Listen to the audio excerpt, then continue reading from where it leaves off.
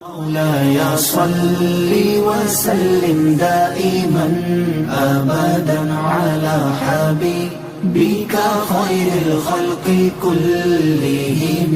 مولاي صل وسلم دائما أبدا على حبيبك خير الخلق كلهم. مولاي صل وسلم دائما أبدا. نحمده ونصلي ونسلم على حبيبه الكريم. اما بعد فاعوذ بالله من الشیطان الرجیم. بسم اللہ الرحمن الرحیم. محمد رسول اللہ والذین معه اشداء علی الکفار رحماء بینہم. صدق اللہ مولانا العظیم. حضرات گرامی، لگاتار اور مسلسل میلاد کی محفلیں ہو رہی ہیں. بستی بستی گلی گلی ذکر ہو رہا ہے نبی اکرم صلی اللہ علیہ وسلم کا. یہ بڑی سعادت مندی کی بات ہے کہ قوم کو ایک نسبت یاد ہے. یہ بھی ایک خوشی کی بات ہے کہ قوم ان کا تذکرہ کرنے کے لیے ہمادن گوش ہے. یہ بھی بہت بڑی قسمت ہے انسان کی کہ ان کے وجود میں رسول اکرم صلی اللہ علیہ وسلم کے ذکر کی محفل سجی ہوئی ہے. تو ہماری تو کائنات ہی یہ ہے، ہمارا تو سرمایہ حیات یہ ہے کہ ان کا ذکر ہوتا رہے اور ان کا ذکر ہر شکل میں ہوتا رہے. ان کی آمد کا تذکرہ ہو، ان کی نبوت کا تذکرہ ہو، ان کی رسالت کا تذکرہ ہو، ان کے شہر کا تذکرہ ہو، ان کے ساتھیوں کا تذکرہ ہو، ان کے خاندان کا تذکرہ ہو. یعنی کوئی بھی نسبت جو نبی صلی اللہ علیہ وسلم سے قائم ہوئی ہے. حتیٰ کہ ہم تو ان پہاڑوں کا بھی تذکرہ کرتے ہیں جہاں سے آپ نے الفت کی. ہم تو ان درختوں کو بھی یاد کرتے ہیں جن کی نسبت رسول اکرم صلی اللہ علیہ وسلم سے پیدا ہو گئی. تو ہمارا تو سارا ہی ایمان کا دائرہ ہی رسول اکرم صلی اللہ علیہ وسلم کی ذات کے گرد گھومتا ہے.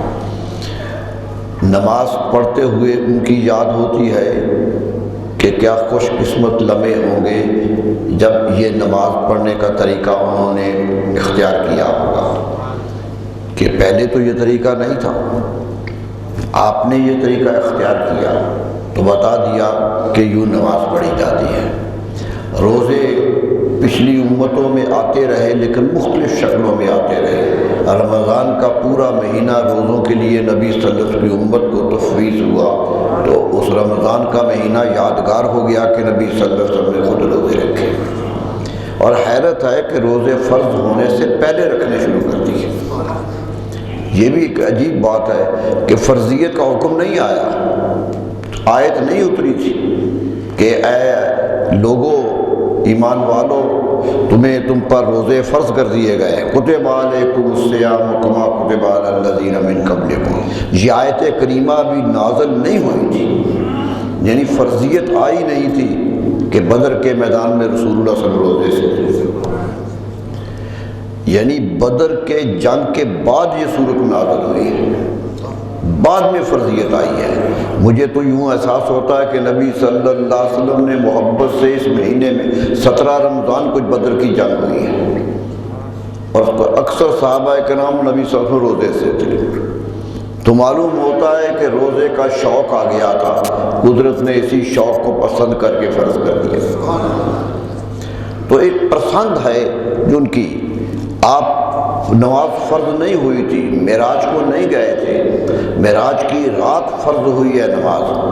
یہ ایک حدیث، صحیح حدیثوں کا پورے کا پورا اجتماع ہے اس پر. 50 نمازوں سے 5 نمازوں کے جو ترتیب آئی ہے یہ معراج کی رات آئی ہے. تو معراج جب ہوئی ہے لیکن نبی صلی اللہ علیہ وسلم پہلے بھی نماز پڑھتے تھے. بخاری کی حدیث ہے قبل طلوع الشمس و قبل غروبها. سورج نکلنے سے پہلے بھی نماز پڑھتے تھے، سورج غروب ہونے سے پہلے بھی نماز پڑھتے تھے. حضرت خدیجۃ الکبریٰ رضی اللہ عنہا ام المومنین کہنے لگی یا رسول اللہ یہ کیا کرتے ہیں آپ؟ فرمایا اللہ کی عبادت کرتا ہوں، تو وہ بھی ساتھ کھڑی ہو گئی۔ تو معلوم ہوتا ہے کہ ابھی جماعت کا حکم نہیں آیا ہے، وہ ساتھ ہیں۔ حضرت علی کرم اللہ جو چھوٹے تھے، عمر میں چھوٹے تھے اور وہ بھی کھڑے تھے، جا کر کسی نے حضرت ابو طالب سے کہا کہ آپ کا بیٹا، آپ تو ابھی نہیں مان رہے ہیں، بیٹا آپ کا ان کے ساتھ کھڑا ہے، تو وہ بھی شریک تھے۔ معلوم ہوتا تھا مومن فرض آنے کا انتظار نہیں کرتے تھے، حکم آنے کا انتظار نہیں کرتے، رسول اللہ کی ادا دیکھتے تھے تو کام شروع کر دیتے تھے۔ یہ ہے جو محبت تھی کہ نبی صلی اللہ علیہ وسلم نے یوں کیا ہے، یہ فرض ہوا ہے یا بعد میں آیا ہے یا فرض ہوا ہی نہیں ہے، یہ بھی صورتیں ہوئی، کئی عمل ایسے کیا جو فرض نہیں ہوئے، لیکن یہ شکل آ گئی کہ جو چیز تھی جو نبی صلی اللہ علیہ وسلم کرتے تھے، حتیٰ کہ بعض چیزوں کی اجازت دی کہ کرو لیکن خود نہیں کیے، تو صحابہ کرام وہ کرتے نہیں تھے۔ عام صحابہ کرام اگر کر بھی لیتے تھے تو خواص ان سے اجتناب کرتے تھے کہ اگرچہ جائز ہے لیکن رسول اللہ صلی اللہ علیہ وسلم نہیں کرتے۔ تو معلوم ہوا کہ اس صحابہ کرام کا مزاج میں شامل تھا کہ جو کچھ نبی صلی اللہ علیہ وسلم کر رہے ہیں وہی دین ہے، اور آج بھی جس کے مزاج میں یہ آ جائے وہی دیندار ہے، وہی محبت رسول کا دعویٰ کر سکتا ہے، ورنہ دعوے تو سارے کرتے ہیں کہ محبت ہے رسول اللہ صلی اللہ علیہ وسلم۔ محبت وہ کیا ہوئی جس محبت میں عطایت نہ ہو، جس محبت میں عطایت شاری نہ ہو۔ ان المحب لمن یحب مطیع، بے شک محبت کرنے والا جس سے کرتا ہے اس کی اداؤں کو جانتا ہے۔ تو یہ تو کیفیت ہوتی ہے، یہ ایک ایک لمحہ ان کا حکم مانتے تھے اور جو کچھ کر رہے ہوتے تھے وہ چھوڑ دیتے تھے، جو کچھ کر رہے ہوتے تھے۔ میں نے آپ کو بتایا تھا نا، شراب کا حکم آیا تو مسلمانوں نے چھوڑ دی، مدینہ منورہ تک جائز تھی، یعنی کوئی اس پر پابندی نہیں تھی، کوئی حکم نہیں آیا تھا کہ شراب نہ پیو، عرب سارے پیتے تھے، عرب کے ہاں تو شراب فخر تھی، فخر تھا اور مجلسوں کی رونق تھی شراب۔ صحابہ کرام میں سے بھی اکثر پیتے تھے، کچھ تھے جو نہیں پیتے تھے۔ وہ کیوں نہیں پیتے؟ حضرت صدیق اکبر کے بارے میں آتا کہ وہ جاہلی دور میں بھی شراب نہیں پیا، اسلام آنے سے پہلے بھی شراب نہیں پی، حکم آیا بھی نہیں تھا نہیں پیتے۔ کسی نے کہا آپ نے کیوں نہیں پی؟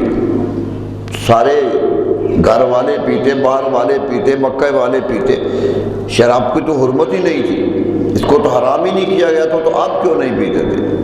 فرمایا میں خود نہیں پیتا تھا۔ کہا کیوں؟ فرمایا شراب پینے سے کچھ عرصہ دماغ کا عمل رک جاتا ہے، دماغ کی فکر رک جاتی ہے، اور میں ایک لمحہ بھی اپنے وجود سے غافل نہیں ہونا چاہتا، ایک لمحہ بھی اپنے وجود سے غافل ہونا مجھے پسند نہیں تھا، پیا تو نہیں پیتے تھے۔ یہ کچھ چند لوگ تھے جو پہلے ہی نہیں پیتے تھے، معلوم ہوتا ہے ان کے مزاج میں مزاج رسول پہلے سے رچ بس گیا تھا، پہلے سے ان کے اندر مزاج وہ آ گیا تھا کہ ساتھی بن گئے تھے۔ اسی ساتھ نے تو فائدہ کیا کہ اعلان ہوا تو اسلام قبول کر لیا، اور کسی سے سنا بھی نہیں۔ سفر سے آ رہے تھے، کسی نے کہا آپ کے دوست نے کہہ دیا میں نبی ہوں، سیدھے گھر بھی نہیں گئے، سیدھے وہاں آئے، آگے کہا میں نے یہ راستے میں سنا ہے، کہا ہاں میں نے اعلان کیا، تو فرمایا میں اسلام لاتا ہوں۔ اس قدر عطایت شاری کسی کچھ وجود ہیں جو مسلسل عطایت میں تھے، جن کا ایک ایک لمحہ بھی عطایت کے بغیر نہیں گزرتا تھا، لیکن احکام تو اتنے زیادہ نہیں تھے۔ احکام تو یہ تھا، یعنی نماز پڑھنے کا حکم تو 5 نمازوں کا حکم ہے، 5 پڑھو، لیکن صحابہ کرام تو رات کو بھی کھڑے رہتے تھے، کیوں؟ کہ وہ دیکھتے تھے کہ نبی صلی اللہ علیہ وسلم کھڑے ہیں۔ یہ عطایت شاری کا جذبہ جوں بڑھتا ہے مقام بڑا ہوتا جاتا ہے، جس قدر آگے بڑھتا ہے جذبہ، وہی عطائت شاری کا جذبہ انسان کی عظمت کا باعث بنتا ہے۔ یقین کر لیجئے وہ انسان ولی بنی نہیں سکتا، اللہ کا محبوب بنی نہیں سکتا جسے ہر ادا میں اپنا رسول پسند نہ آنے لگے۔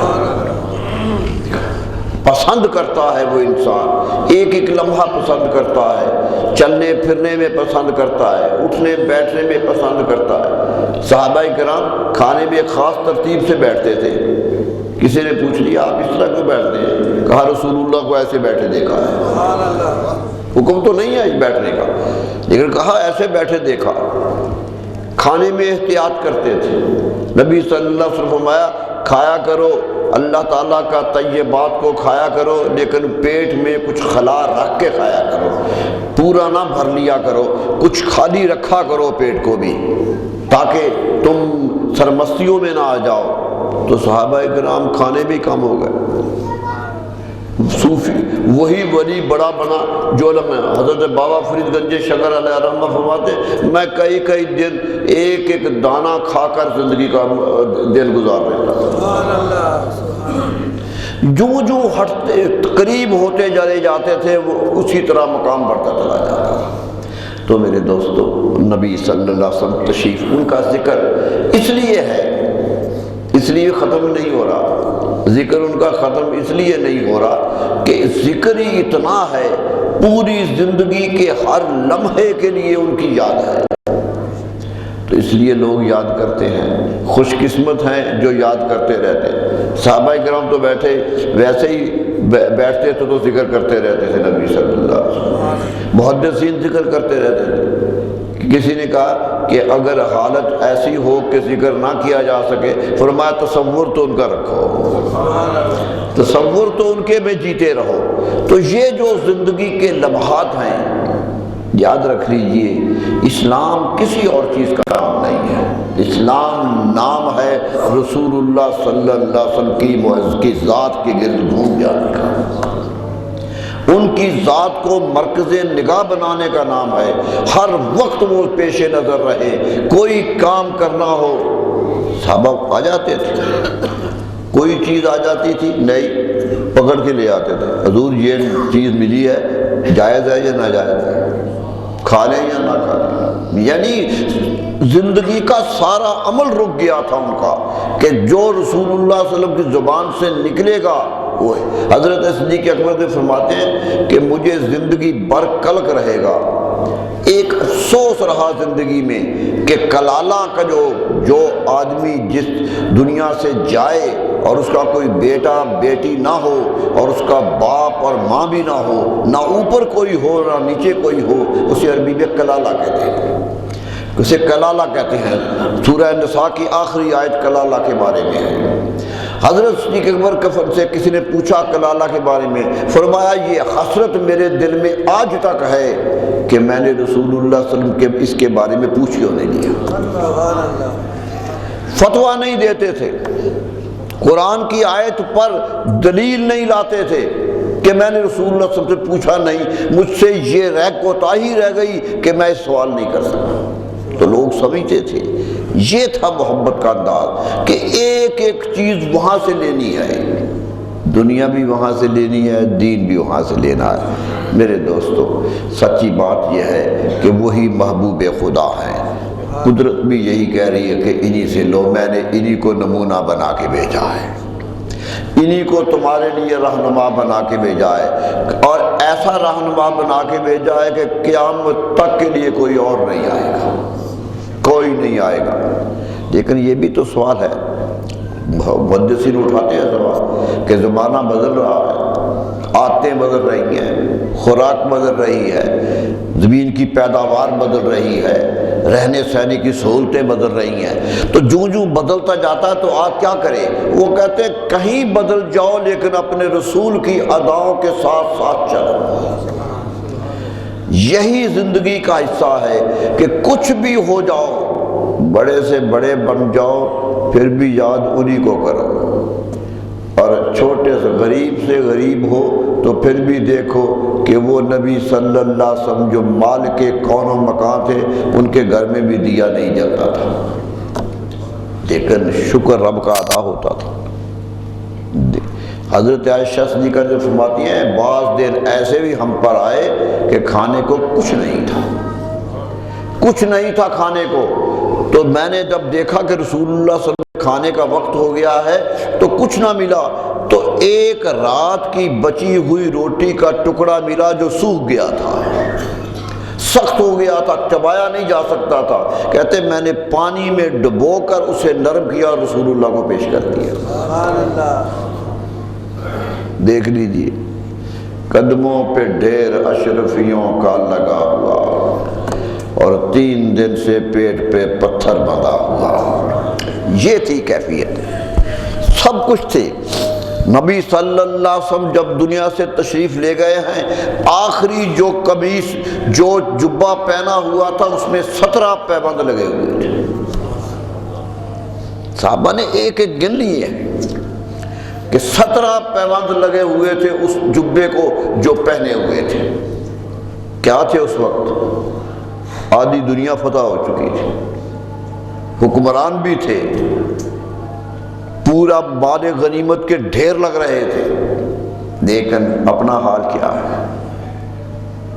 وہ کئی دفعہ میں نے پڑھا، نالین شکستہ ہے تو بوسیدہ کبا ہے، نالین شکستہ ہے تو بوسیدہ کبا ہے، یہ بادشاہ سلطنت ارد و سرا ہے، یہ بادشاہ سلطنت ارد و سرا ہے، قاسم ہے مگر ٹکڑوں پہ کرتا ہے گزارا، قاسم ہے مگر ٹکڑوں پہ کرتا ہے گزارا، سلطان ہے مگر مجمع فقراء میں کھڑا ہے۔ یہ کیفیت تھی، اسوہ دیا تھا کہ میں اتنی قوم کا مالک بن گیا ہوں۔ بادشاہوں کی تو لوگ سامنے مانتے ہیں، بعد میں گالیاں بھی دیتے ہیں۔ ایسے بھی ہوتے ہیں کہ جو پسند نہیں کرتے لیکن حکم ماننا پڑتا ہے کہ حکم آ گیا ہے سرکار کا، لیکن کہا میرا تو حکم لوگ تنہائیوں میں بھی مانتے ہیں، چھپ کے بھی رہیں تو میرا حکم مانتے ہیں، میرے وجود کو تسلیم کرتے ہیں اپنی تنہائیوں میں بھی۔ لیکن دیکھ لو میں نے تم سے فرمایا لا اسألکم علیہ اجرا، میں اس پر کوئی اجر نہیں مانگتا، کوئی چندہ نہیں مانگتا ہوں، پوری زندگی چندے کی اپیل نہیں کی سوائے غزوہ تبوک کے، ایک ہی اپیل کی ہے غزوہ تبوک میں کہ جب کہ مدینے کی حالت اتنی خراب ہو گئی تھی کہ گھر میں کھانا بھی نہیں تھا لوگوں کے، فصلیں تباہ ہو چکی تھی، موسم اتنا خراب ہو گیا تھا، اور ایک دم آ گئی جنگ، اور جنگ بھی اتنی بڑی آ گئی کہ روم سے لڑنا تھا جو آدھی دنیا پر حکمران تھے، آدھی دنیا پہ حکمرانی تھی کیسرے روم کی، اس کے خلاف نکلنا تھا، حالات خراب تھے، صحابہ کرام کہتے پریشانی تھی، حتیٰ کہ کچھ لوگ گھبرا گئے تھے کہ جو تھوڑی بہت فصل نکل رہی ہے اس کے کاٹنے کا وقت آ گیا ہے، چلے گئے تو یہ تباہ ہو جائے گی، کٹے گی بھی نہیں، ہمارے سال کی پونجی ختم ہو جائے گی، یہ تھی، اس لیے تو 2 رہ گئے تھے۔ 2 کہتے ہیں کہ ہم نے سوچا کہ جانا تو ہے، ہم 4 دن بعد چلے جائیں گے، مل جائیں گے لشکر کو۔ 2 آدمی مدینہ منورہ کے جنگ میں شریک نہیں ہوئے، دعوت تھی جنگ کی، نہیں شریک ہوئے، اسے کھول کر سوچ کر کے فصل پک گئی ہے، فصل کاٹ لیں گے، کھجوریں اتار لیں گے تو پھر جا کے پیچھے مل جائیں گے، یعنی نیت فرار کی نہیں ہے، نیت انکار کی نہیں ہے، صرف کچھ دنیا کا معاملہ طے کر کے چلے جائیں گے۔ قرآن مجید نے اس کا ذکر کیا، قرآن مجید نے واضح کر دیا کہ یاد رکھو، اور قرآن مجید نے کہا کہ ان ساتھ تمہارے ساتھ تعلق نہیں رہا ہے، صحابہ کہتے ہیں کہ ہم ان سے بولتے نہیں تھے، مدینہ منورہ میں دونوں اجنبی ہو کے رہ گئے، کوئی مسلمان گزر کے سلام کرنے کو تیار نہیں تھا۔ آخر آئے در رسالت پہ، ہاتھ جوڑ دیے، سر جھکا دیے کہ حضور انکار کی نیت نہیں تھی، ایک خیال آ گیا تھا، یہ ہے۔ فرمایا میں فیصلہ نہیں کروں گا، میرا پروردگار فیصلہ کرے گا۔ فیصلہ وہ کرے گا۔ دیکھ لیجئے ایک چھوٹی سی کوتاہی بھی کہاں تک پہنچی ہے، اور قدرت کی طرف سے معافی کا حکم آیا کہ چلو ہم نے تمہاری لغزش کو معاف کر دیا ہے کہ تم صحابہ ہو، تم صحابہ کرام میں شامل ہو، معاف کر دیا گیا۔ تو وہ زندگی میں ایک دوسرے کو مبارکبادیں دیتے پھرتے تھے۔ تو سوچئے عطائیت کا کس درجہ خیال تھا لوگوں کو، حکم ماننے کی کتنی تعمیل کا خواہش ہوتی تھی۔ ایسا حکمران جو ساری کائنات پہ حکمرانی کر رہا ہو، میرے دوستو اس کی زندگی تو بڑی آرام سے گزرنی چاہیے۔ ان کے ہاں تو دولت کا انبار ہونا چاہیے، لیکن کیا تھا؟ ازواج مطہرات کی حالت دیکھ لیجیے، اولاد کی حالت دیکھ لیجیے۔ حیرت کی بات ہے کہ اپنی اولاد پہ صدقہ ہی حرام کر دیا۔ لوگوں نے لالا کے صدقے پیش کرنے تھے، فرمایا لوگ سمجھیں گے یہ صدقے آ رہے ہیں نبی صلی اللہ علیہ وسلم کے ذات کو دیے جا رہے ہیں، میں کھانا ہی اس کا حرام کرتا ہوں، اپنی اولاد کے لیے بھی کرتا ہوں۔ سادات کے لیے ہمیشہ کے لیے صدقہ اور زکوٰۃ حرام کرنا۔ تو سوچئے کس طرح پابندیاں لگا رہے تھے کہ میرا بن کے رہنا ہے تو دولت کے لیے نہیں۔ حضرت فاطمہ الزہرا رضی اللہ عنہ خاتون جنت ہیں میرے دوستو، جنت کی تمام عورتوں کی سردار ہیں، سیدۃ النساء اہل الجنہ، حدیث مبارک ہے، جنت میں جانے والی تمام عورتوں کی سردار ہوں گی۔ اتنی بڑی ہیں، گھر کے کام خود کرتی ہیں۔ چکی دی تھی جہیز میں نبی صلی اللہ علیہ وسلم کہ بیٹی آٹا خود پیس کے کھا دیا کرنا۔ مشکیزہ دیا تھا کہ کندھے پہ ڈال کے پانی لے آیا کرنا۔ کہتی میں پانی لاتی رہی، چکی چلاتی رہی۔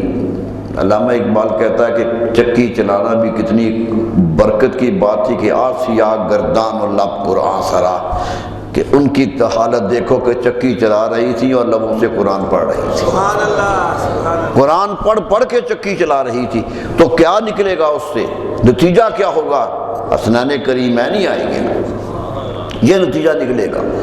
تو کہتے ہیں کہ ایک دفعہ حضرت علی کرم اللہ وجہہ نے آ کے کہا، گھر میں آ کے کہا کہ آج ایک جنگ میں کچھ قیدی بہت قید ہو گئے ہیں، غیر مسلموں کے قیدی ہیں اور وہ بہت زیادہ تعداد میں پکڑے گئے ہیں اور مسجد نبوی میں آ گئے ہیں۔ آپ نے بانٹ رہے ہیں لوگوں کو، پھر لوگوں کے گھروں میں جا کے کام کریں، قیدی ہیں، کہا گھروں میں غلام بنا کے خادم بنا کے دے رہے ہیں، آپ بھی چلی جائیں۔ اگر ایک خادم آپ کو بھی مل جائے تو یہ چکی کے مسئلے حل ہو جائیں، یہ چولہے کے مسئلے حل ہو جائیں، یہ مشکیزہ لگانے سے جو نشان کندھوں پہ پڑ رہے ہیں یہ مٹ جائیں۔ حضرت علی کرم وجہہ نے مشورہ دیا حضرت فاطمہ رضی اللہ عنہ، فرماتی ہیں میں نے جرأت کی، میں چلی گئی، نبی صلی اللہ علیہ وسلم گھر گئی، تو گھر گئے تو رسول اللہ صلی اللہ علیہ وسلم گھر پہ نہیں تھے۔ حضرت عائشہ صدیقہ رضی اللہ عنہ کی تھی، جا کے کہا کہ اماں جان یہ مجھے شکایت ہے، یہ تکلیف ہے، سنا ہے قیدی آئے ہیں، اگر مجھے بھی ایک مل جائے تو کچھ سہولت ہو جائے۔ کہنے کی فکر نہ کرو، میں رسول اللہ آتے ہیں تو بات کروں گی، وعدہ کر لیا۔ وہ چلی گئی۔ رسول اکرم صلی اللہ علیہ وسلم گھر پہ آئے تو حضرت ام المومنین عائشہ صدیقہ نے سفارش کی کہ ان کو دے دیا جائے غلام۔ آپ نے سنا، جواب نہیں دیا، سنا ضرور، جواب نہیں دیا، اور شام کو نماز پڑھ کے حضرت فاطمہ کے گھر چلے گئے۔ سبحان اللہ۔ فرمایا بیٹی تو غلام مانگنے آئی تھی، تو خادم مانگنے آئی تھی، بیٹی یاد رکھو یہ خادم میں نے ان یتیموں کو دیے ہیں جن کے باپ جنگ میں شہید ہو گئے تھے، یہ ان کو بانٹے ہیں ان کی خدمت کے لیے جو بیچارے چھوٹے رہ گئے ہیں۔ اور بیٹی تو کیوں مانگنے آ گئی؟ تیرے سر پر تو میرا سایہ موجود ہے، سبحان اللہ، میں تو موجود ہوں، کیوں آ گئی؟ حضرت فاطمہ رضی اللہ عنہ میں شرمندہ ہو گئی، کہ میں مانگنے کیوں چلی گئی تھی؟ اور اس نے پیار سے سر پہ ہاتھ رکھ کے کہا نہیں بیٹی یہ تیرا حق نہیں بنتا. یہ تھا سبق جو دیا تھا. کہنے لگے اگر کچھ پریشانی ہو تو ایک وظیفہ پڑھ لیا کرو، اللہ مدد کرے گا. 33 بار سبحان اللہ، 33 بار الحمدللہ، اللہ اکبر 34 بار. کہا 100 ہو جائے یہ ہر نماز کے بعد پڑھ لیا کرو، اللہ حوصلہ دے دے گا کام کرنے کا. یعنی بجائے مدد کرنے کے اور کام بتا گئے، کام اور بتا گئے کہ یہ کیا کرو. تو سوچئے کیا رویہ تھا قوم کے ساتھ. کوئی گلہ نہیں کیا. حضرت فاطمہ رضی اللہ آ گئی، زندگی بھر یوں ہی گزاری، چکی پیس پیس کے گزاری. یہ شاہزادی ہیں نبی صلی اللہ علیہ وسلم. میرے دوستو کیا نمونہ دیا. شادی کی آج بھی جہیز کی فہرست ملتی ہے جو لیا ہے.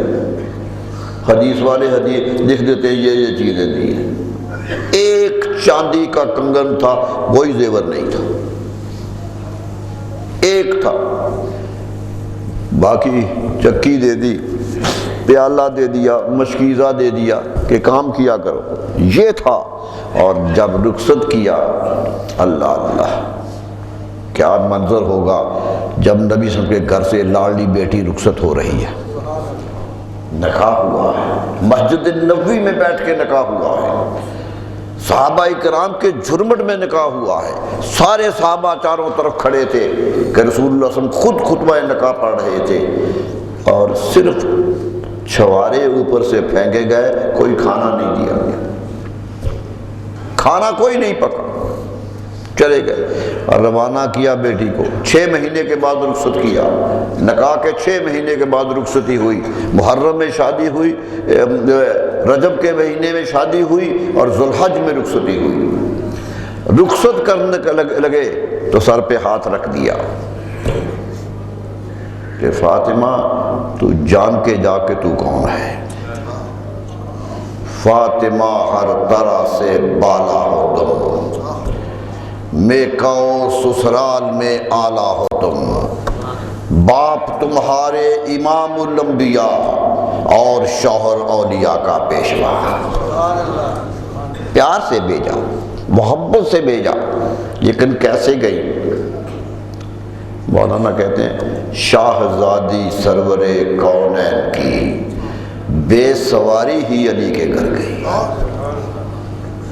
سواری نصیب نہیں تھی، پیدل چل کے گئی. دلہن ہوتے ہوئے پیدل چل کے گئی. دنیا کو بتایا تھا کہ میں تخت و تاج کے لیے نہیں آیا، میں دنیا کی عیش و عشرت کے لیے نہیں آیا، میں تو غریب سے غریب کا بھی رسول بن کے آیا. میں تو اس کا بھی رسول ہوں جس کے پاس کچھ نہیں ہے. میں تو ایسے صحابی میرے ہیں جن کو کپڑا بھی نصیب نہیں ہے. میں نے بتایا تھا آپ کو، ایک صحابی نماز سے سلام پھیرتے تھے، اٹھ کے چلے جاتے تھے. کسی صحابی نے کہا کہ کیا ہو جلدی چلے جاتی ہو، رسول اللہ کوئی باتیں کرتے ہیں سنتے کیوں نہیں ہو؟ انہوں نے کوئی جواب نہ دیا. رسول اللہ صلی اللہ علیہ وسلم سے آہستہ سے کہہ دیا کہ یا رسول اللہ یہ بیٹھتا ہی نہیں چلا جاتا. ایک قسم کی اطلاع ہو گئی، شکایت تو میں نہیں کہہ سکتا، اطلاع دے دی کہ انہیں ذرا سمجھائیں، بیٹھا کریں. رسول اللہ صلی اللہ علیہ وسلم نے سامنے پوچھ لیا کہ اتنی جلدی کیا ہوتی ہے؟ نماز کا سلام پھیرتے گئے تو پریشان ہو گئے. کہنے لگے یا رسول اللہ سچی بات بتا دوں. فرمایا یا رسول اللہ چادر ایک ہی ہے گھر میں، وہ اوپر لے کے یہاں آتا ہوں، جا کے بیوی کو دیتا ہوں کہ وہ نماز پڑھے. اس لیے جلد جانا ہوتا ہے کہ اس نے بھی نماز پڑھنا ہوتا ہے. یہ تھا حال صحابہ کرام کا، یہ کیفیت تھی. لیکن کوئی لالچ آیا، دولت لوگوں نے دکھائی، انبار دولت کے آئے، ڈگمائے قدم ثابت رہے کیونکہ ایمان مضبوط تھا. کہ یاد رکھیے مسلمان اس لیے نہیں ہوتے. حضرت فاروق اعظم کے زمانے میں جبلہ مسلمان ہو گیا. یہ غسان کی سلطنت کا سربراہ تھا. شمالی عرب کی شام کے قریب سلطنت تھی غساسنہ کی، اس کا بادشاہ تھا، بہت دولت مند تھا، انبار تھے دولت کے اس کے پاس۔ حضرت فاروق اعظم کا لشکر گیا تو اسلام قبول کر لیا، مدینہ منورہ آیا۔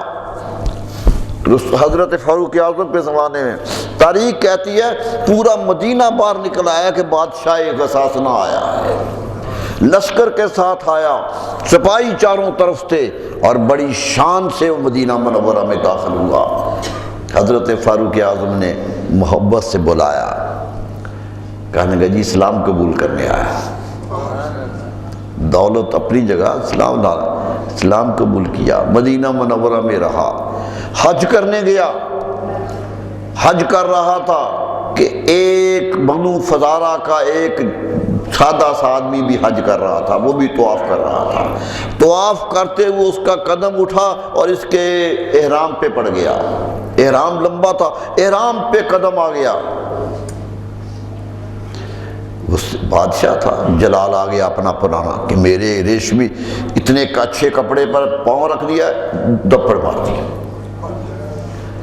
بنو فزارہ کا شخص فاروق اعظم کے پاس چلا گیا، کیا امیر المومنین اس نے مجھے مارا ہے، میرا قصور کوئی نہیں تھا، بلایا اسے،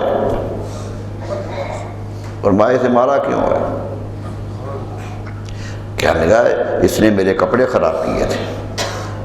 فرمایا یاد رکھو اسلام میں کوئی بڑا چھوٹا نہیں ہوتا، بڑا وہ ہوتا ہے جو تقوی شعار ہوتا ہے۔ یاد رکھو کسی کو اجازت نہیں ہے کسی کے ساتھ زیادتی کرنے کی، اسلام دین عدل ہے، عدل پہ چلتا ہے، چھوٹے کا بھی حق ہو تو بڑے سے چھینا جا سکتا ہے۔ اور یہی حضرت صدیق اکبر نے پہلا خطبہ دیا تھا خلیفہ بنتے ہی، خلیفہ بنے مسجد نبوی میں کھڑے ہو کے پہلا اپنا خلافت کا خطبہ دیا، فرمایا لوگوں گواہ رہنا، ولیت ورثت بخیرکم، مجھے تم نے والی بنا دیا ہے، لیکن میں دعویٰ نہیں کرتا کہ میں تم سب سے اچھا ہوں، میں یہ دعویٰ نہیں کرتا، یہ غرور نہیں ہے مجھے، تم نے مجھے خلیفہ بنا لیا ہے، میں بن گیا ہوں۔ یاد رکھو آج سے میرا کام کیا ہوگا، تم سے ہر وہ غریب میرے نزدیک بڑا ہوگا جس کا حق غصب ہو جائے، اور ہر وہ امیر میرے نزدیک چھوٹا ہوگا جو دوسرے کا حق چھین لے۔ پہلا خطبہ کہ حقوق لینے ہیں مجھے، امیر نہ سمجھے کہ وہ امارت کی وجہ سے حقوق سے بچ جائے گا، اور غریب نہ سمجھے کہ غربت کی وجہ سے اس کا حق کوئی چھین لے گا۔ سارے کے الناس، میرے نبی نے فرمایا تھا الناس صفاسیۃ راتنان الوش، لوگوں تم سب برابر ہو کنگھی کے دانوں کی طرح، کنگھی کے دندانوں کی طرح سب برابر ہو، جڑے ہوئے ہو نیچے اور اوپر سے اکیلے اکیلے ہو، لیکن ایک ہی لائن میں کھڑے ہو، کوئی نہیں بڑا چھوٹا، مٹا دی تمیز، مٹا دی، فرمایا کوئی نہیں ہے زندگی کا۔ تو یہ پیغام تھا، حضرت فاروق اعظم نے سنا دیا جبلہ کہ تم نے غلط کی ہے، میں اس پر یا تو معافی مانگو یا تیار ہو جاؤ کہ یہ آدمی تمہارے چہرے پہ مارے۔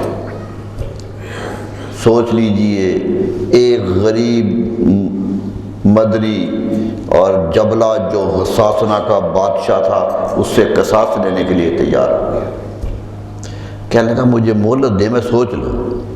آپ نے کہا سوچ لو، سوچا، گھر گیا اور رات کے اندھیرے میں بھاگ گیا۔ معلوم ہوا جو اسلام کے نظریہ مساوات کو نہیں مانتا وہ اسلام میں چل نہیں سکتا، نہیں چل سکتا، جا کر پھر عیسائی ہو گیا، اسلام چھوڑ گیا، اور پھر جنگ ہوئی اور جنگ میں قتل بھی ہوا۔ معلوم ہوتا ہے اسلامی حکومت کا نقطہ نظر یہ تھا کہ سب برابر ہو، حقوق لینے کے لیے سب دروازے کٹاؤ۔ حضرت فاروق اعظم رضی اللہ تعالیٰ کہا کرتے تھے اگر کسی کا حق غصب ہو جائے تو اے فاروق قیامت کو اللہ تجھ سے پوچھے گا۔ یہاں تک کہہ دیا کہ دریائے فرات کے کنارے اگر ایک کتا جسے پیاس لگی ہے پانی ملنا چاہیے نہ ملا، پیاسا مر گیا، تو فاروق تیرا دامن اللہ تعالیٰ فرشتوں سے پکڑوا دے گا کہ تو قوم تیری سلطنت میں ایک جانور بھی پیاس سے کیوں مرا؟ یہ تھا جو دین دے کے گئے تھے۔ کیوں یاد ہے لوگوں کو دین؟ آج تک کیوں ذکر کر کیا جا رہا ہے؟ ہر ایک کو پتا ہے کہ دین کہاں ہوتا ہے، اور جو تخت پہ بھی بیٹھتے ہیں انہیں بھی یاد ہوتا ہے۔ اورنگزیب تخت پہ بیٹھا ہی تھا، 50 سال حکومت ہے، 50 سال سے زیادہ حکومت ہے اس کی، اور پورے ہندوستان پہ حکومت ہے، کابل سے لے کر سری لنکا تک، بنگال سے لے کر برما تک، سب جگہ حکومت تھی، ایک حکمران تھا۔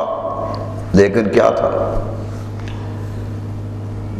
آخری وقت آیا تو وصیت کی۔ دکن میں تھا، جنگ لڑ رہا تھا، جنگ لڑتے لڑتے وقت آ گیا، نماز فجر کا نماز پڑھی مسجد میں جماعت کے ساتھ۔ اللہ اللہ، کیا ہوتے تھے لوگ، مسجد میں جماعت میں کھڑے ہوتے تھے، صفے باندھ کے کھڑے ہوتے تھے، نماز پڑھی، وہیں بیٹھ کے وظیفہ کرنے لگ گیا، وہیں تسبیح کرنے لگ گیا، کرتے کرتے اشراق کا وقت ہو گیا، اشراق کی نماز پڑھی تو کہنے لگا میری وصیت لکھ لو، میں جا رہا ہوں۔ وصیت لکھ لو۔ کیا لکھا؟ کیا لکھایا کہ ٹوپیاں سی کے بیچتا رہا ہوں، اس کے کچھ پیسے بچے ہیں، اس سے میرا کفن کرنا ہے، میرا کفن کا انتظام اس سے کرنا ہے۔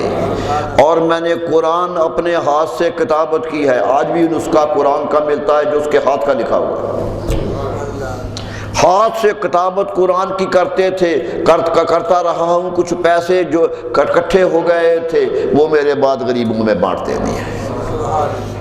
وصیت لکھوا رہا ہے، سلطنت کا مہریہ، سلطنت کا بہت بڑا بادشاہ ہے، سلطنت یہ لکھوا رہا ہے، اور مسجد میں ہی جان دے دی، مسجد میں بھی انتقال کر دیا۔ علامہ اقبال تعریف کسی کی کرتا نہیں ہے، وہ تو بڑے بڑوں کو دھتکار دیتا ہے، لیکن اورنگزیب پر آ کر وہ ٹھہر گیا ہے کہ ترکش مارا خدنگ آخری، ہمارے جھولی میں جو اسلام کے تیر تھے ان میں سے آخری تیر تھا، اقبال نے آخری تیر کہا اسے، ترکش مارا خدنگ آخری، شمع دین مصطفیٰ پروانائی، رسول اللہ کی شمع کا پروانہ تھا، چون براہیم اندری بت خانائی، ہندوستان کے بت خانے میں یوں توحید لے کے آیا تھا جیسے ابراہیم علیہ السلام بت خانے میں گئے۔ تشبیہ دینے کی بھی حد کر دی اقبال، اس سے زیادہ کیا تعریف کر سکتا ہے کہ چون براہیم اندری بت خانائی، اس بت خانے میں ابراہیم علیہ السلام کی طرح آیا۔ یہ تھا مزاج ان لوگوں کا۔ میرے دوستو، حضرت خواجہ بختیار کاکی علیہ رحمہ کا انتقال ہو گیا۔ سلسلہ نقشبند جانتے ہیں چشتیہ کے کتنے بڑے امام ہیں۔ حضرت خواجہ معین الدین چشتی اجمیری علیہ رحمہ کے خلیفہ اول ہیں، اور بابا فرید گنج شکر علیہ رحمہ کے پیر ہیں۔ اتنا بڑا مقام، دہلی میں انتقال ہوا، آخری سانس سے کہ وصیت کی کہ بیٹو میرا جنازہ لے تیار کر کے گراؤنڈ میں رکھ دینا ہے، میدان میں رکھ دینا ہے، اور اعلان کر دینا ہے کہ جس انسان کی کبھی عصر کی سنتیں بھی قضا نہیں ہوئی ہیں وہ میرا جنازہ پڑھائے۔ سوچ لیجئے، جو لازمی سنتیں نہیں ہیں، سنتیں موقدہ ہی نہیں ہیں، غیر موقدہ ہیں، اعلان کیا کہ وہ جنازہ پڑھانے کے لیے آئے، سارے ایک دوسرے کو دیکھیں گے کون ہے جس کی یہ سنتیں قضا نہیں ہوئی، کون ہے جو اتنے توجہ سے یہ سنتیں پڑھتا رہا تھا۔ دہلی کے تخت کا بادشاہ بھی پیچھے کھڑا ہے، التمش، جب کوئی آگے نہ بڑھا تو وہ آگے بڑھا۔ نعرہ تکبیر، نعرہ رسالت، آگے بڑھا، کہنے لگا لوگوں میں نے کبھی بتایا نہیں تھا، یہ میرا راز تھا، میرے پیر جاتے جاتے میرا راز کھول گئے۔ میں اعلان کرتا ہوں کہ کبھی اس عصر کی سنت قضا نہیں ہوئی ہے، اور خواجہ بختیار کاکی علیہ رحمہ کا جنازہ التمش نے پڑھا۔ دیکھیے نیکی کہاں کہاں جا رہی تھی. اسلام ایسے نہیں پھیل گیا. یہ لوگ تھے جنہوں نے، اور حضرت شیخ عبدالحق محدث دہلوی جو بر صغیر کے سب سے بڑے محدث ہیں، ہندوستان اور پاکستان میں ان سے بڑا محدث پیدا نہیں ہوا، ہر فرقہ انہیں تسلیم کرتا ہے، بہت بڑا نام ہے. انہوں نے اخبار الخیار لکھی، نیک لوگوں کے حالات پہ کتاب لکھی، صوفیاء کے حالات پہ، بزرگوں کے ولی اللہ کے حالات پہ کتاب لکھی. اس کتاب میں التمش کا حال بھی لکھا، سبحان اللہ، ولیوں کے ساتھ کھڑا کر دیا. شیخ محقق شیخ عبدالحق محدث دہلوی علیہ الرحمہ نے. کتنا نام ہے، کتنا بڑا نام ہے. آج ان کی کتاب ہمارے لیے حجت ہے. آج ہم سند لیتے ہیں ان کی کتاب سے، ایک ایک چیز پڑھتے ہیں اور اپنا علم زیادہ کرنے کی کوشش کرتے ہیں. مدارج النبوت سیرت پر اتنی لاجواب کتاب ہے کہ جو اس کے جواب ہی نہیں ملتا. لیکن کیا کہہ رہے ہیں کہ یہ بھی ولی اللہ میں سے ہے. میرے دوستو، یہی تھے لوگ جن سے اسلام پھیلا. اسلام غریبوں میں بھی رہا، امیروں میں بھی رہا، بڑے سے بڑوں میں بھی رہا، لیکن خدا کا حکم ان کے سامنے برابر چلتا رہا. یہ تھا پیغام.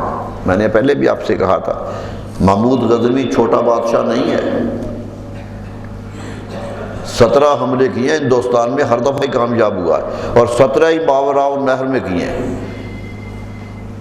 کامیابی محمود زندگی میں کبھی شکست نہیں کھائی ہے. 34 حملے کیے ہیں زندگی میں اس نے، ہر حملے میں کامیاب ہوا. سبحان اللہ، اتنا بڑا درویش قسم کا بادشاہ.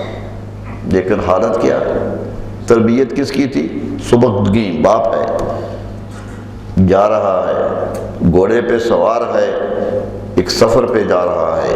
ایک پل آیا، پل سے گزرنے لگا، پل کے آخر پہ ایک بوڑھی عورت بیٹھی تھی. وہ جلدی سے اٹھ کے سامنے آ گئی اور آ کر بادشاہ کے گھوڑے کی لگام پکڑ لی. سبکدی کہنے لگا، بھائی کیا بات ہے، کوئی ظلم ہوا ہے، کچھ ہوا، بتاؤ. پریشان ہو گیا کہ مائی نے لگام پکڑ لی گھوڑے کی. کہنے لگی، ایک سوال ہے تجھ سے کہ مجھ پر ظلم ہوا ہے، اس کا فیصلہ اس پل پہ کرنا ہے کہ قیامت والے پل پہ کرنا ہے؟ اس پل پہ کرو گے یا وہاں کرو گے؟ تاریخ کہتی ہے سبکدی چھلانگ لگا کے زمین پر آ گیا. کہتا، بات مائی یاد رکھو، تاب عام پل نہ دارم، اس پل کی مجھ میں طاقت نہیں ہے. جانتا تھا گزر رہا ہے، کہتا طاقت نہیں ہے، یہاں فیصلہ کروا. یہ تربیت دی تھی. یہ تھا باپ جس کا بیٹا محمود ہے.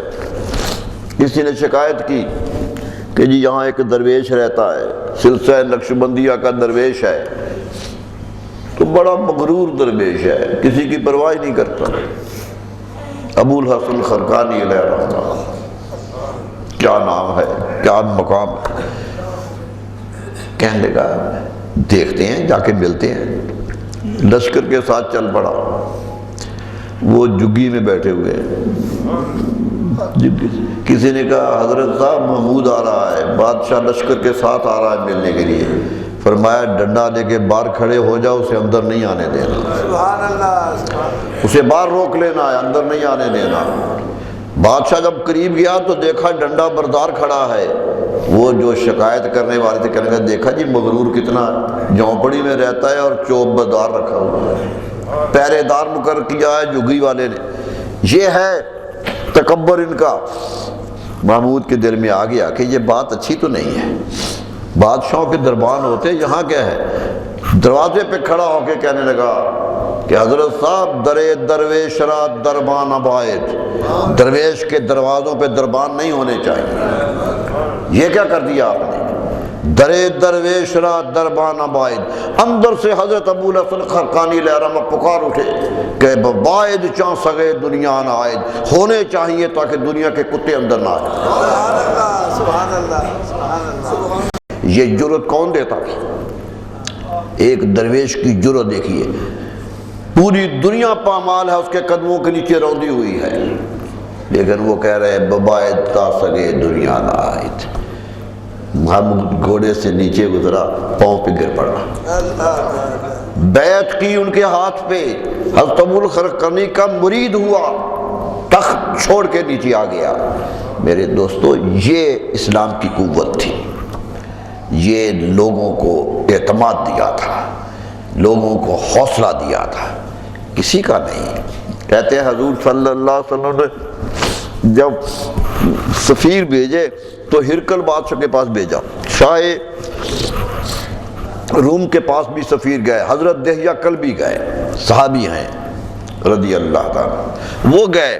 جب وہاں پہنچے تو ہاتھ میں چوب تھی اور گھوڑے پہ سوار تھے، گھوڑے پہ سفر ہوتا تھا۔ دربانوں نے کہا گھوڑے سے نیچے اتر آؤ، یہ چوبدار لاٹھی باہر رکھ دو، بادشاہ کے پاس جانا ہے، تم آئے ہو پیغام لے کر۔ کہنے لگا نبی صلی اللہ علیہ وسلم مدینہ سے سوار کیا تھا گھوڑے پر، اللہ اللہ اللہ، میں تو نہیں اتروں گا، سبحان اللہ، ان کا سوار کیا وہ اتر جائے، یہ کیسے ہو سکتا ہے؟ اللہ اللہ، وہ بڑے پریشان ہو گئے، کو فیصلہ کیا کہ جانے دو اسی طرح۔ کہتے چوب زمین پہ گاڑتا ہوا اندر آئے اور بادشاہ کے سامنے آ کر کہا کہ یہ میرے نبی کا خط ہے، پڑھو۔ سبحان اللہ، کہ اے عظیم روم، نبی صلی اللہ علیہ وسلم لکھا تھا کہ یم محمد رسول اللہ الہ ہرقل عظیم القبط، ہرقل کے نام ہے جو قبطیوں کا بادشاہ ہے، یاد رکھو میں تمہیں اللہ کے دین کی دعوت دیتا ہوں، اسلم تسلم، اسلام قبول کر لو، امن میں آ جاؤ گے، تمام کا ثواب ملے گا، ورنہ ساری قوم کا گناہ تمہارے سر پر ہوگا۔ ہرقل نے خط پڑھا، دہیہ کلبی کو دیکھا، کہتے ہیں دہیہ کلبی 6 فٹ کا قد تھا، سبحان اللہ، لمبے قد کے تھے، رومی بڑے خوبصورت ہوتے تھے، نبی صلی اللہ علیہ وسلم نے سفیر بھی خوبصورت چنا، اور اتنا سرخ چہرہ تھا، کہتے چہرے سے سورج کی طرح شعائیں نکلتی تھی، اتنا چہرہ خوبصورت تھا۔ سبحان اللہ، دیکھا نا نبی صلی اللہ علیہ وسلم کا انتخاب، کہ جانا ان کے پاس ہے، وہ میرے صحابی کو چھوٹا نہ سمجھے، جہاں جانا ہے وہاں کا بن کے جائے، اس طرح کا بن کے جائے، اس کی طاقت نظر آئے اس کے اندر، بڑی کھل کے بات کی، تخت پہ جا کے بات کی۔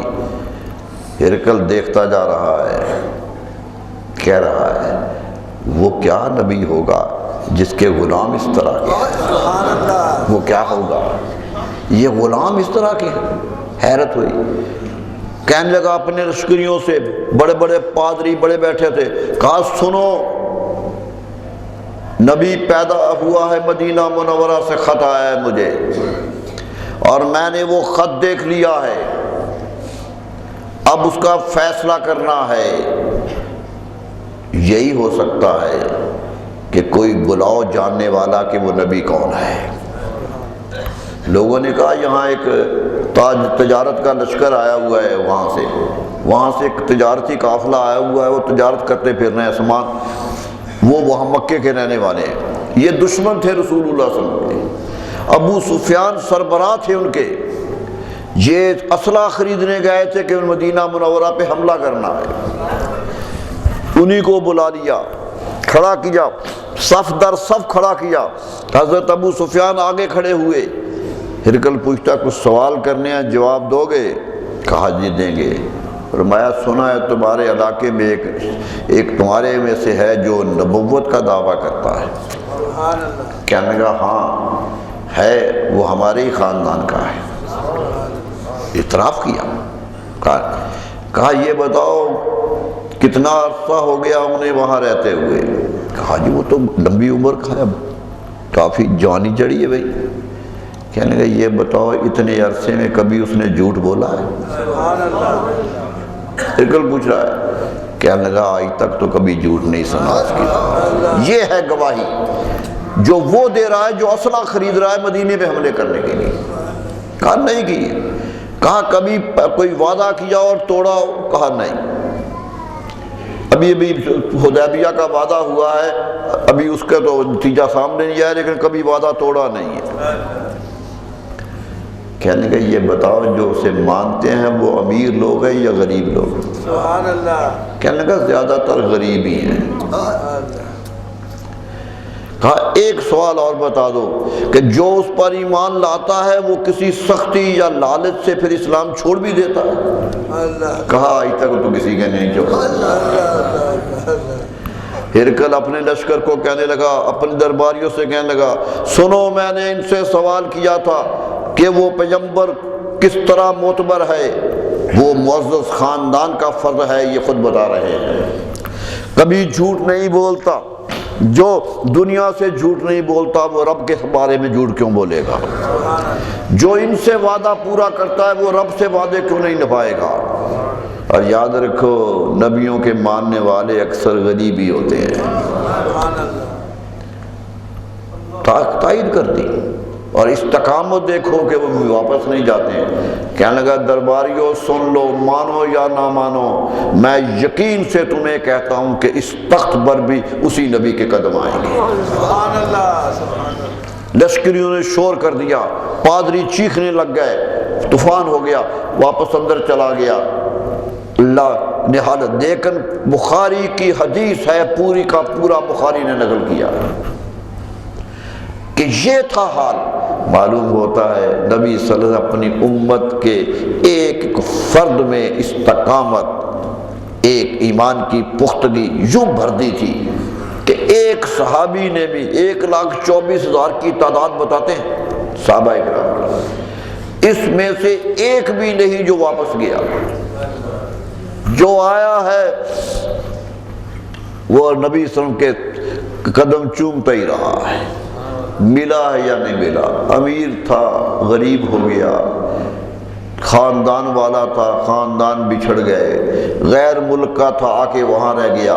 میرے دوستو اسلام نے ایک جمعیت پیدا کی تھی، نبی صلی اللہ علیہ وسلم کی ذات کی کشش تھی کہ سب ان کو اپنا، بلکہ صحابہ کرام کہتے ہیں کہ ہم میں سے ہر ایک کو یقین ہوتا تھا کہ رسول اللہ ہم سے زیادہ پیار کرتے ہیں، ہر ایک کے ساتھ اتنا پیار کیا، جو آیا محبت سے لائے، کسی کے ساتھ کئی۔ حضرت انس رضی اللہ عنہ فرماتے ہیں، یہ میں نے آپ کو بتایا تھا پہلے بھی کہ 10 سال خدمت گار رہے نبی صلی اللہ علیہ وسلم، مدینہ کے 10 سال پورے یہ گھر میں رہے، خدمت کرتے رہے۔ کہتے ہیں رات کے وضو کرانے کی ڈیوٹی بھی میری تھی۔ تو کہتے ہیں پوچھا کسی نے کہ رسول اللہ کا طریقہ کار کیا تھا؟ کہنے لگے نہیں، کیا بات؟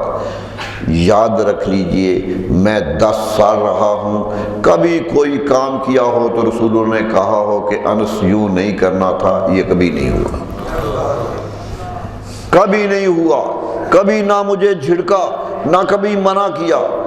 فرمایا نہ تو ان کی زبان پہ ہی نہیں آتا تھا، سوائے کلمہ شہادت کے نہ کہتے کسی کو نہیں تھا۔ میرے دوست بانٹا ہے، دیا ہے، اپنے اسوہ ایک ایک میں سمویا ہے۔ صحابہ اکرام ہم، بلکہ میں تو ایک بات اور آپ سے کہوں، آپ کے معجزات گنتے ہیں نا، چاند پہ توڑ دیا معجزہ ہے، سورج واپس کر دیا معجزہ ہے، معراج پہ چلے گئے معجزہ ہے، کنکر کلمہ پڑھنے لگے معجزہ ہے، پانی زیادہ ہو گیا، دودھ 1 کا 70 آدمی پی گئے، معجزوں کی بہت بڑی تعداد ہے۔ دلائل نبوت پر پوری کئی جلدوں کی کتابیں لکھی گئی، لیکن میں آپ سے کہوں کہ میرے نزدیک تو سب سے بڑا معجزہ صحابہ کرام تھے۔ 1,24,000 ہی معجزے تھے، بدوی تھے، دنیا کا مہذب ترین انسان بنا دیا۔ ارے دنیا میں کیا تھے ان کی قدر و قیمت کی؟ آج ان کے نام کے سامنے بڑے بڑے علماء، یونیورسٹیوں کے پروفیسر، صدر الحدیث، سب کی گردنیں جھکتی ہیں۔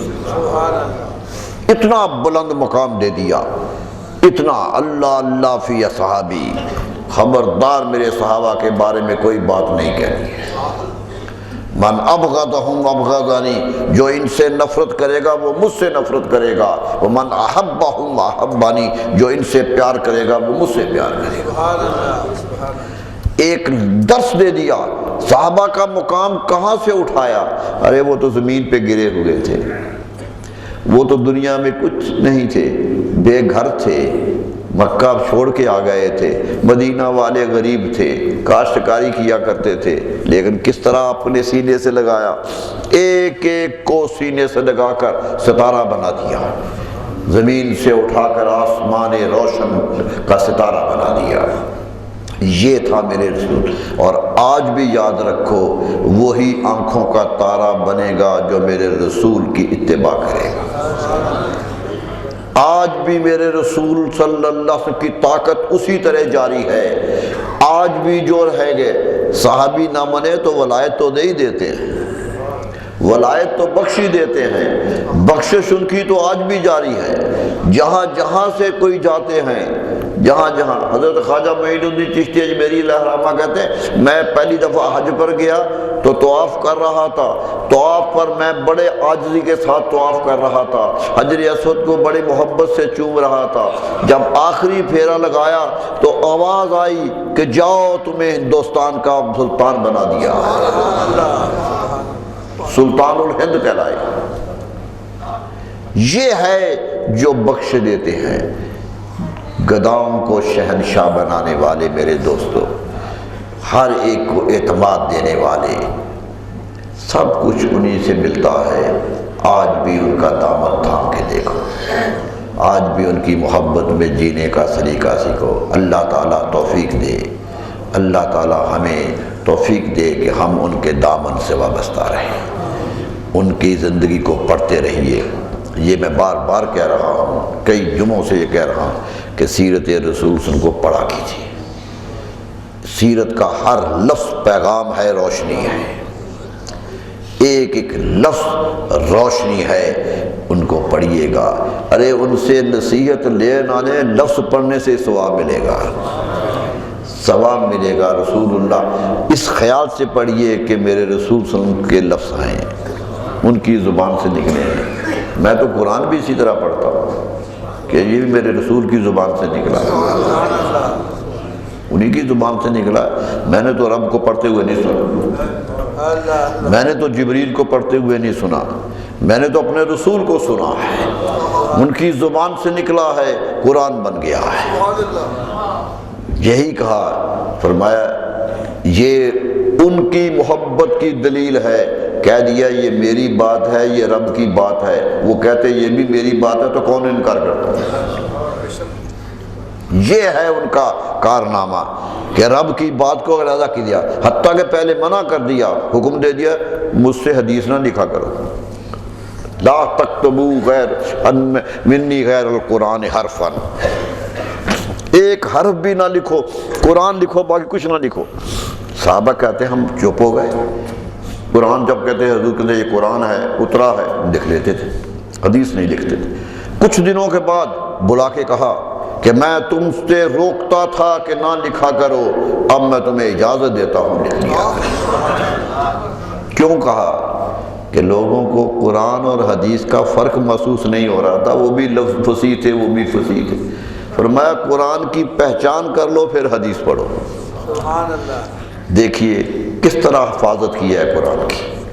تو اللہ تعالی ہمیں، آخری بات آپ سے کہنا ہے، میں نے پہلے بھی کہی تھی کہ یاد رکھیے رسول اللہ کی حدیث عربی میں پڑھنے کی کوشش کیجیے، ترجمہ آئے یا نہ آئے، سبحان اللہ، عربی زبان میں پڑھنے، کیونکہ وہ لفظ میرے رسول کی زبان سے نکلے۔ سبحان اللہ۔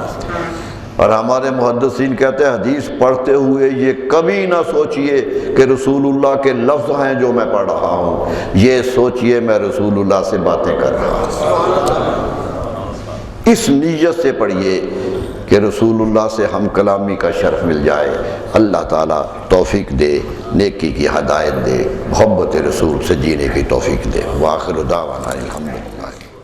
مولاي صل وسلم دائما أبدا على حبيبك خير الخلق كلهم مولاي صل وسلم دائما أبدا على حبيبك خير الخلق كلهم مولاي صل وسلم دائما